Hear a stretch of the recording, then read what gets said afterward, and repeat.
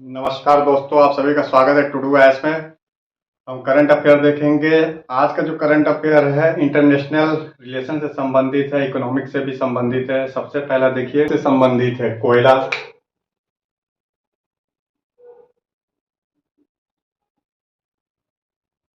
To कॉल। अब ठंडी के बाद धीरे धीरे जो समर है वो आ रहा है, तो गर्मी का मौसम धीरे धीरे स्टार्ट होगा। बिजली की डिमांड बढ़ेगी। जो बिजली बनाने वाली कंपनी उनको कोयला चाहिए होगा, बिजली सप्लाई वाली कंपनी पे प्रेशर बढ़ेगा, तो ओवरऑल कोयले का डिमांड लगातार बढ़ रहा है। डिमांड बढ़ने के कारण कोयले का प्रोडक्शन बढ़ रहा है, लेकिन लागत कम हो रही है, अर्थात मूल्य जो है गिर रहे हैं कोयला का। तो क्या बोलना है, कोयले का प्रोडक्शन तीव्र गति से तो बढ़ रहा है, कोयले का प्रोडक्शन में वृद्धि हो रही है, बट कोयले का जो मूल्य है, प्राइस है, इसमें क्या हो रहा है, गिरावट हो रहा है। गिरावट एनवायरमेंट से इसको लेके बहुत सारे हैं, क्योंकि अब लोग यह कंट्री धीरे धीरे कोयला से बच के दूसरे रिन्यूएबल एनर्जी की ओर ट्रांसमिट हो रहे हैं। लेकिन जो न्यूज है इसमें करंट से संबंधित है कि विश्व का 70% कोयले का कंजप्शन, देखिए विश्व का 70% कोयले का कंजप्शन, 70% उपभोग सिर्फ दो राष्ट्र करते हैं, वह है भारत और चीन। भारत व चीन।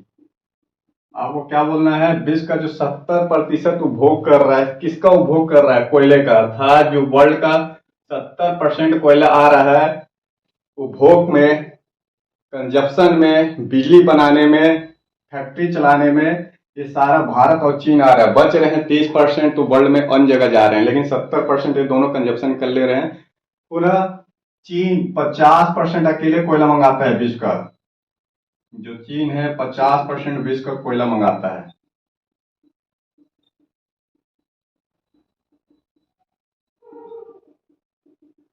तो ये चीन वही विश्व में सबसे अधिक कोयले का प्रोडक्शन करता है, लेकिन अपनी खानों को संरक्षित रख रहा है। भविष्य में जो है ऊर्जा की मांग, बिजली की मांग को वो बनाए रखना चाहता है, तो दूसरी दूसरी कंट्री से वो एक्सपोर्ट करा लेता है। विश्व का 50% कोयला जो एक्सपोर्ट होते हैं वो चीन को एक्सपोर्ट हो रहे हैं, लेकिन कंजप्शन विश्व में 70% भारत और चाइना कर रहे हैं। देखिए एक्सपोर्ट करने वाले कंट्री में बोलेंगे, एक्सपोर्टर जो कोयले का एक्सपोर्टर है वह है ऑस्ट्रेलिया, टॉप नंबर पे। इसके बाद बोलेंगे इंडोनेशिया। ये दो कंट्री हैं जो लगातार सप्लाई कर रहे हैं कोयला, भारत हो या चीन हो। अब ओवरऑल कैसे आपको इसको खाका खींचना है, एक ड्राफ्ट बोलेंगे। कोयला है, कोयला चाहिए पावर प्लांट को।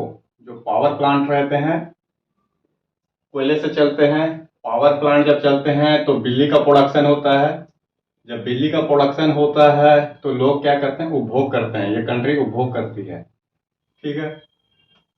अब साथ साथ में कुछ और फैक्टर है। उपभोग क्यों कर रही है, क्योंकि इकोनॉमिक्स तीव्र गति से बढ़ रहा है, इकोनॉमिक्स ग्रोथ तीव्र गति से बढ़ रहे हैं, तो आर्थिक विकास वृद्धि हो रहा है। फैक्ट्री है, पहले बोलेंगे परिवहन उद्योग है, फैक्ट्री है, फिर घरेलू क्षेत्र है, रियल एस्टेट सेक्टर है। रियल एस्टेट सेक्टर जैसे बहुत सारी क्षेत्र में बिजली की मांग है। बिजली की मांग जो है वह विकासशील राष्ट्रों में अधिक हो रही है, क्योंकि उपभोग अधिक हो रहे हैं, परचेस पावर अधिक बढ़ रहा है। तो भारत की इकोनॉमिक्स तीव्र गति से ग्रोथ कर रही है, चाइना की भी इकोनॉमिक्स बूम कर रही है। इन सब को देखते हुए कोयले की मांग लगातार बढ़ रही है। और कोयला क्या हो रहा है, स्टॉक में जा रहा है। चीन ने जितने भी पावर प्लांट है उसके लिए पहले से स्टॉक की व्यवस्था कर ली है, कि ताकि 9 महीने के हर कंडीशन पे कोयला अवेलेबल रहे, बिजली प्लांट लगातार चलते रहे और बिजली सप्लाई होती रहे। तो स्टॉक चल रहा है। भारत सरकार भी इस पोजीशन पे कि स्टॉक किया जाए, और धीरे धीरे जो गर्मी होगा, समर के सीजन बिजली की मांग होगी, तो इसमें सप्लाई किया जाएगा। अब सवाल है कि विश्व सरकार धीरे धीरे रिन्यूएबल एनर्जी की ओर ट्रांसमिट हो रही है, तो इसके लिए आप पहले वाला वीडियो देखेंगे, रिन्यूएबल एनर्जी से संबंधित पूरा मिलेगा आपको जानकारी। ये हो गया आपका करंट अफेयर। तो अब है डोनाल्ड ट्रंप से संबंधित एक करंट अफेयर है। देखिए अमेरिका के भूतपूर्व राष्ट्रपति रहे हैं, काफी विवादित रहे हैं डोनाल्ड ट्रंप। और आपका जो पीटे में क्वेश्चन पूछता है यही सबसे पूछता है, क्योंकि ये डिग्नेटरी रह चुके हैं, भूतपूर्व राष्ट्रपति रह चुके हैं, विवादित है, तो विवाद से संबंधित हमेशा पूछता है पीटी में। आईआर से संबंधित है। देखिए डोनाल्ड ट्रंप पे अब नया केस स्टार्ट हुआ है, वह है आरोप 2020 में जो अमेरिका में इलेक्शन हुए, यूनाइटेड स्टेट अमेरिका में जो इलेक्शन हुए हैं, इलेक्शन को क्या कर रहे थे, ये ओवरटर्न कर रहे थे, अर्थात इलेक्शन परिणाम को बदलना चाहते थे। जबकि डेमोक्रेसी कंट्री में हमेशा से इलेक्शन निष्पक्ष होते हैं, पारदर्शी तरीके से होते हैं, उसमें कोई भी दखलंदाजी नहीं होता। तो इनका 2020 के इलेक्शन में इलेक्शन के परिणाम को बदलना चाहते थे, तो लोकतंत्र का एक तरीके से तख्ता पलट था, उसकी साजिश करने का इनके ऊपर आरोप लगा है। नया केस है ये, पहले से डोनाल्ड ट्रंप के ऊपर अन्य केस चल रहे हैं। तो अन्य केस में कौन कौन से केस चल रहे हैं देखिए, बोलेंगे जॉर्जिया अमेरिका स्टेट है, अमेरिका का एक स्टेट है, जॉर्जिया में इलेक्शन हुए थे, तो जॉर्जिया इलेक्शन में हस्तक्षेप करने का आरोप है, इंटरफेयर किए थे इलेक्शन में, तो इंटरफेरेंस का आरोप है जॉर्जिया इलेक्शन में, पहला केस। सेकेंड केस जो है कि क्लासिफाइड डॉक्यूमेंट, जो अमेरिका का महत्वपूर्ण गोपनीय दस्तावेज है जो कि प्रेसिडेंट के पास रहता है, वो अपने पास रखे हुए थे, अर्थात पर्सनल रूप से क्लासिफाइड डॉक्यूमेंट को रखने का आरोप है, जबकि ऐसा नहीं कर सकते राष्ट्रपति। तो क्लासिफाइड गोपनीय दस्तावेज, गोपनीय दस्तावेज को अपने पास रखने का आरोप है। शायद हो सकता है मामला ब्लैकमेल करने का हो, रखने का। तो दो में तो ऐसे केस चल रहे हैं। थर्ड है पॉर्न स्टार से संबंधित है, स्टॉर्मी डैनियल, तो उसको घूस देने का आरोप है। क्या नाम है? Stormy Daniel. स्टॉर्मी डैनियल एक पॉर्न स्टार, ये इसको घूस देने का आरोप है। क्या बोलेंगे? घूस। अब चौथा केस चल रहा है कि यूनाइटेड स्टेट के इलेक्शन को ओवरटर्न करने का आरोप है। डोनाल्ड ट्रंप का क्या कहना है कि डोनाल्ड ट्रंप का कहना है सारा केस पॉलिटिकल मोटिवेटेड है। पहला, राजनीतिक रूप से प्रेरित है, फंसाया जा रहा है। सेकंड नंबर पे बोल रहे हैं कि इनके प्रेसिडेंट रहते हुए ये सब केस नहीं चल सकते क्योंकि इन्हें इम्यूनिटी प्राप्त था। क्या बोलेंगे? इम्यूनिटी, अर्थात छूट, कि प्रेसिडेंट पे कोई भी केस नहीं चल सकते अपने कार्यकाल के दौरान, ऐसा इम्यूनिटी प्राप्त होता है भारत के राष्ट्रपति को भी। तो इनका कहना है सारा केस पॉलिटिकल मोटिवेटेड है, और दूसरा, प्रेसिडेंट को इम्यूनिटी प्राप्त है तो केस नहीं चल सकते हैं, कोर्ट को केस खारिज कर देना चाहिए। वो आपसे यही पूछेगा, ये ज्यादा इंपॉर्टेंट है कि इलेक्शन ओवरटर्न करने का आरोप किस राष्ट्रपति पे लगा हुआ है, तो बोलेंगे डोनाल्ड ट्रंप। ये प्रधानमंत्री पूछता है तो खारिज करेंगे, बोलेंगे डोनाल्ड ट्रंप। अब थर्ड नंबर होने के बाद देखिए चौथा नंबर है, वह है डॉग से संबंधित मामला।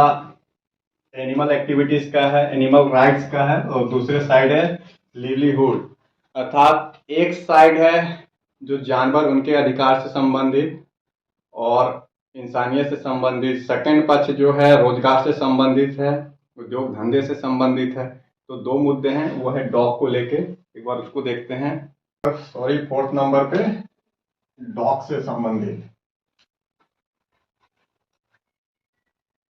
देखिए, डॉग मीट है, एक शब्द है, तो यहाँ पे कुछ फैक्ट नोट करना पड़ेगा। जो पूर्वी एशिया है, बहुत सारे कंट्री वहाँ पे डॉग का फार्मिंग करते हैं, उनको पालते पोसते हैं, और स्लॉटर के बाद उनकी मीट का कंजप्शन होता है, अर्थात मीट का उपभोग होता है। तो डॉग मीट एक बहुत बड़ा मार्केट है, इसमें बहुत सारे को रोजगार धंधा मिलता है, जीवन यापन होता है।